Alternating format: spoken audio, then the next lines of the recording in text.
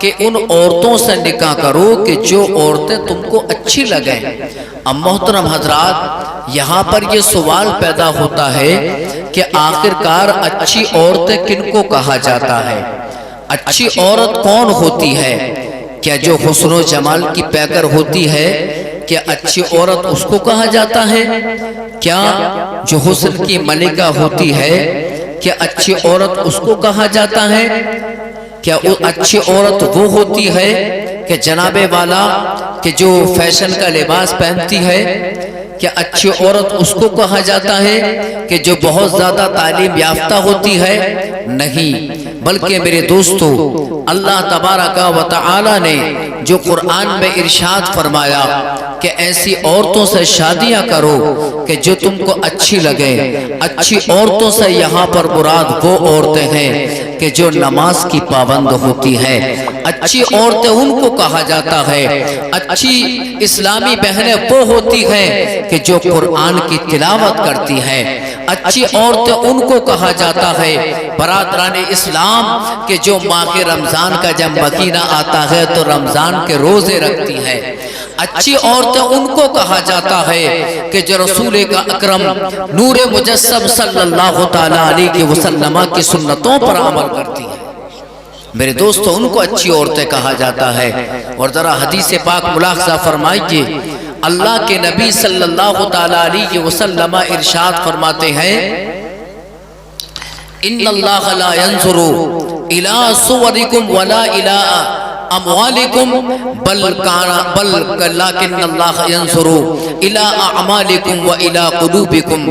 اللہ کے نبی صلی اللہ تعالیٰ علیہ وسلم ارشاد فرماتے ہیں، اے لوگوں غور سے سنو، اللہ تعالیٰ تمہاری صورتوں کو نہیں دیکھتا ہے، اللہ تبارک و تعالیٰ تمہارے عمل کو نہیں دیکھتا۔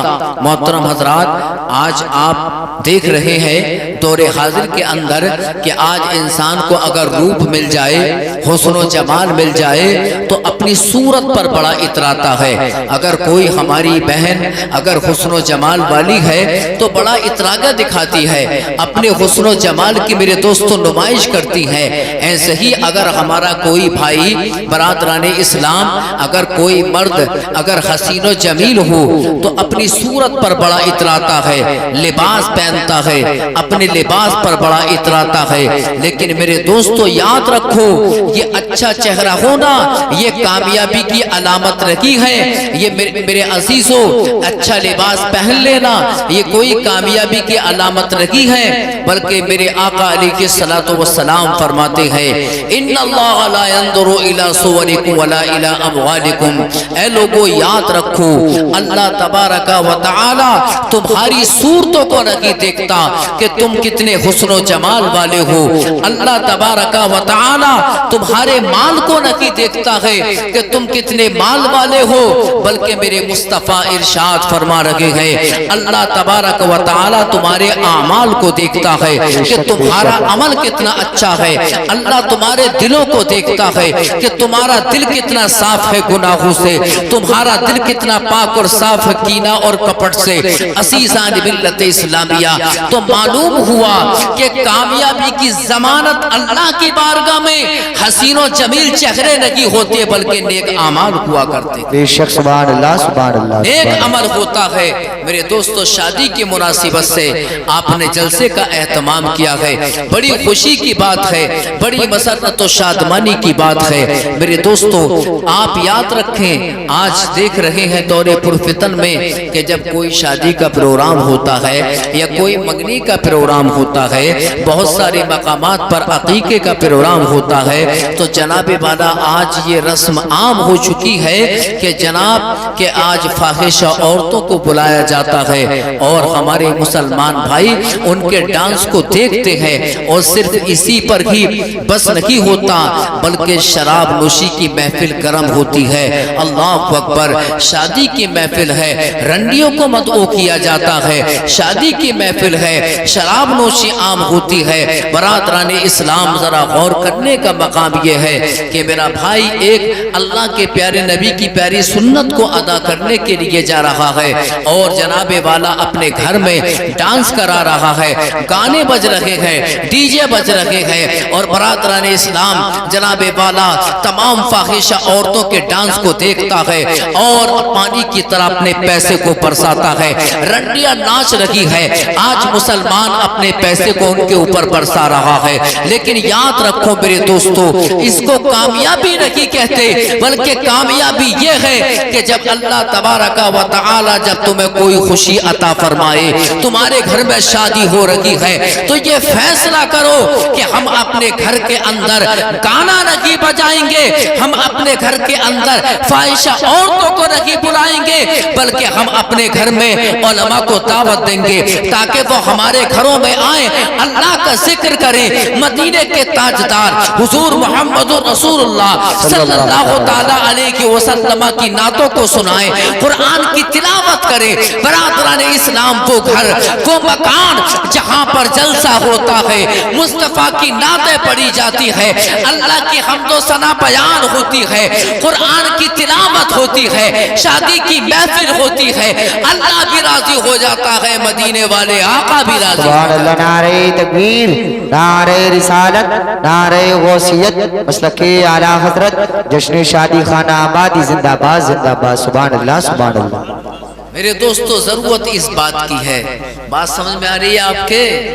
تو ذرا درود شریف پڑھ کر سنا دیجئے، اللہم صلی علی سیدنا و مولانا محمد وعلی آل سیدنا محمد وبارک وسلم، صلو علیہ صلاۃ و سلام علیک یا رسول اللہ۔ تو میرے دوستو آج دیکھ رہے ہیں کہ ماحول ہمارا مسلم معاشرہ کس قدر برائی کی طرف مائل ہو رہا ہے دن بدن۔ جو کام غیر مسلم کرتے تھے آج وہ ہمارے معاشرے میں ہمارے مسلمانوں کے درمیان جنم لے رہے ہیں۔ ضرورت میرے دوستو اس بات کی ہے کہ ہم اپنے گھروں کے اندر ایک اسلامی ماحول پیدا کریں۔ ہم اپنے گھر میں جب شادی کریں تو میرے دوستو ہم کسی ہیرو کا طرز اور عمل اختیار کرتے ہوئے شادی نہیں کریں، بلکہ ہمیں ضرورت ہے ہم مدینے والے آقا کے طرز کو، ان کے طریقے کو ہم اختیار کریں۔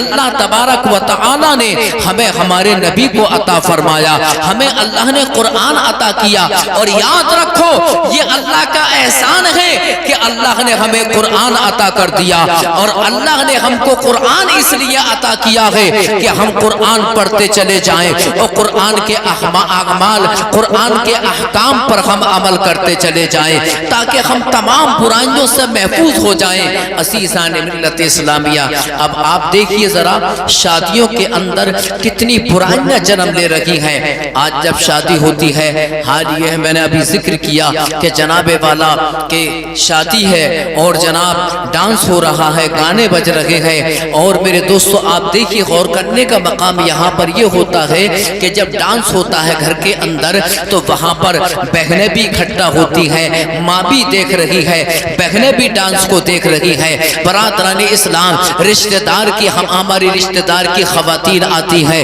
برادران اسلام وہ ہماری خواتین آ کر ان فاحشہ عورتوں کے ڈانس کو دیکھتی ہے۔ عزیزان ملت اسلامیہ، اور صرف یہ نہیں ہوتا، اللہ اکبر، شراب نوشی ہے، شراب کہ جس کو اسلام حرام قرار دیتا ہے، شراب کتنا بڑا گناہ ہے شراب کا پینا۔ اللہ اکبر، اللہ تبارک و تعالی ارشاد فرماتا ہے، انما الخمر والمیسر والانصاب والازلام رجس من عمل الشیطان فاجتنبوه لعلکم تفلحون۔ اللہ تبارک و تعالی ارشاد فرماتا ہے کہ بے شک شراب اور جوا کھیلنا اور جناب والا بتوں کی عبادت کرنا یہ سب یہ شیطانی عمل ہے، شیطانی عمل ہے، یہ گندگی ہے، گندگی۔ اللہ اکبر، آج مسلمان شادیوں میں شراب پی رہا ہے، اللہ تبارک و تعالی اس کو گندگی فرما رہا ہے کہ شراب پینا گندگی ہے، جوا کھیلنا گندگی ہے، بتوں کی عبادت کرنا یہ گندگی ہے۔ عزیزان ملت اسلامیہ، شراب کتنا بڑا گناہ ہے، اللہ اکبر، اتنا بڑا گناہ ہے شراب پینا، اتنا بڑا گناہ ہے۔ اللہ اللہ کہ شراب کا اگر ایک قطرہ، اگر ایک بالٹی پانی میں اگر پڑ جائے، گر جائے تو وہ سارا پانی ناپاک ہو جاتا ہے۔ اللہ اکبر، اللہ اکبر۔ کتنا بڑا گناہ ہے میرے دوستو شراب کا پینا کہ ایک قطرہ شراب، سمجھ رہے ہیں میرے دوستو آپ، شراب کا ایک قطرہ اگر ایک بالٹی پانی میں اگر پڑ جائے تو سارا پانی گندا ہو جاتا ہے، اس کو پینا حرام۔ اگر اس پانی سے وضو کر لیا جائے تو وضو نہیں ہوتا، کپڑا دھو لیا جائے تو نماز نہیں ہوتی۔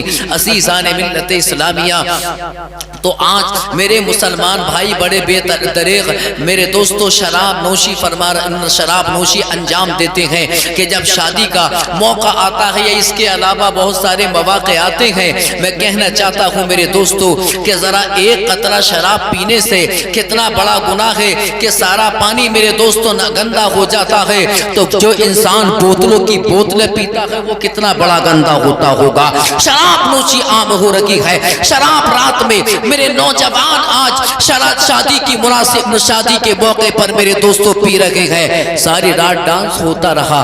صبح کو جب شادی کی تیاری ہوتی ہے، دولہا جب سجتا ہے، سر پہ سیرا بنتا ہے، اللہ اکبر، نہ جانے کتنی وارداتیں ایسی ہیں، نہ جانے کتنے حادثات ایسے سامنے آئے کہ برادران اسلام جب بارات پہنچتی ہے دلہن کے مکان پر تو پتہ چلتا ہے کہ دولہا بھی شراب پی ہوئے وہاں پر بیٹھا ہے۔ اس کے جو چہرے چپاٹے ہوتے ہیں نا، جو 2-4 دن کے لیے اس کے زیادہ قربت اختیار کر لیتے ہیں، سمجھے نا، وہ تو اتنا اتراگا دکھاتے ہیں یار کہ برادران اسلام کئی جگہ ان کی بنیاد پر دولہا کو بھی پٹنا پڑا۔ بھائی شراب نوشی کرنے کے بعد کوئی دلہن کے بھائی سے لڑ رہا ہے، کوئی اس کے باپ سے لڑ رہا ہے، کوئی دلہن کے ماموں سے لڑ رہا ہے۔ عزیزان ملت اسلامیہ، نکاح کا وقت آتا ہے، امام صاحب کہتے ہیں دولہا میاں کہ ذرا کلمہ شریف پڑھ کر سنا دیجئے۔ بڑی خاموشی کے ساتھ کہتا ہے کہ امام صاحب آپ ہی کلمہ پڑھا دیجئے، مجھے کلمہ شریف یاد نہیں ہے۔ اللہ اکبر، غور کرنے کا مقام یہ ہے کہ شادی ہونے کے لیے جا رہی ہے، کلمہ شریف اس کو یاد نہیں ہے، اور یہ وہی نادان دولہا ہے کہ جو ساری رات ڈانس کرتا رہا، اپنے یاروں کے ساتھ ناچتا رہا، چھچورے یاروں کے ساتھ ڈانس کرتا رہا، شراب نوشی کرتا رہا، لیکن محفل نکاح میں جب نکاح کا وقت آتا ہے تو کہہ رہا ہے کلمہ شریف یاد نہیں ہے۔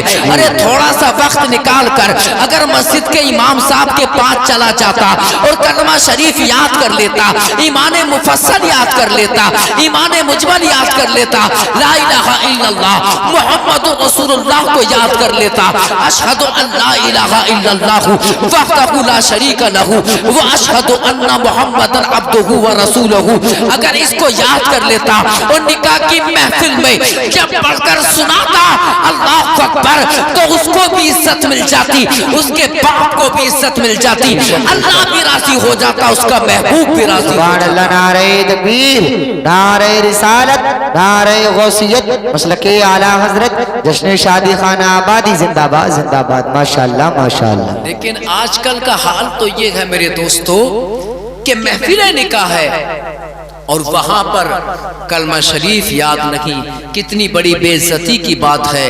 اور ناچ گانے کو عزت کہتا ہے کہ ناچ گانے سے عزت ملتی ہے، نہیں میرے دوستو، یاد رکھو ناچ گانے سے عزت نہیں ملتی، بلکہ عزت تو اللہ کی رحمت سے ملتی ہے، مدینے تک کے تاجدار کی نظر کرم سے ملتی ہے۔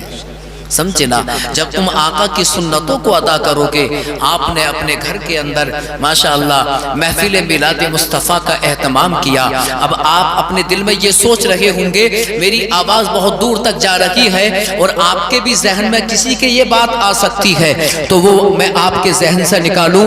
کچھ لوگ یہ سوچتے ہیں کہ یار شادی کی مناسبت سے جلسہ کرا کر کیا کریں، کچھ کہتے ہیں کہ یار کیا کریں، عقیقہ ہے، اگر ہم اپنے گھر میں عقیقے کی مناسبت سے اگر جلسے کا اہتمام کریں گے تو یار ہمارے گھر لوگ جلسہ سننے کے لیے نہیں آتے، اور اگر ہم نے اپنے گھر میں ڈانس پارٹی کا اگر اہتمام کر دیا، رنڈیوں کو بلایا تو ہماری واہ واہ ہوگی، ہمیں عزت ملے گی، تمام پورا گھر ہمارا پورا چوراہا کھچا کھچ بھر جائے گا، پبلک کا قدم پاؤں رکھنے کے لیے بھی جگہ نہیں ہوگی۔ برادران اسلام، آج لوگوں کے ذہن میں یہ خیال آتا ہے، شیطان یہ وسوسے پیدا کرتا ہے کہ جلسہ کرانے سے فائدہ کیا ہوتا ہے. لوگ سننے کے لیے نہیں آتے, خاندان کے لوگ بھی جمع نہیں ہوتے, رشتہ دار بھی آتے ہیں, کھانا کھانے کے بعد سو جاتے ہیں, اور پڑوس کے لوگ بھی یار سننے کے لیے نہیں آتے.